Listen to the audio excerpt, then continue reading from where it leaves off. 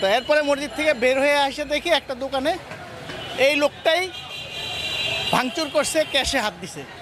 পরবর্তীতে পাশে ছাত্ররা পাশের দোকানে এরা ওই যে বাজার দর মনিটরিং করতেছিল, তখন সে আইসা ওই ছাত্ররা আইসা তারে ধরছে।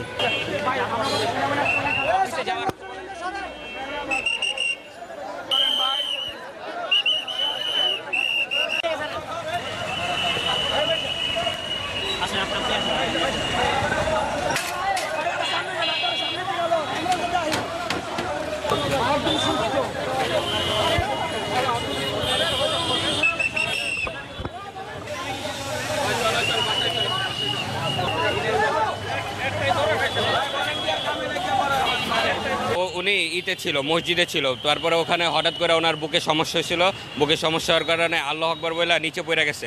এরপরে মসজিদ থেকে হঠাৎ করে বের হয়ে আসছে, বের হয়ে আসার পরে হয়তো দোকানে আসছে, প্রথমে ওই যে ফ্রিজটা আছে না ওখানে ভাঙচুর ভাঙচুর করার পর ওইখানে আপনার মূলত ওখানে যারা আশেপাশে স্থানীয় যারা লোকেরা আসছে ওনারা হঠাৎ করে ওনাকে ধরে ফেলছে। পরে কয়েকজনে মারছে ওনাকে, মারার পরে অজ্ঞান হয়ে পড়ছে। পরে এখানে আইসে ওনাকে এখন বাইন্দা ফিরছে এই আর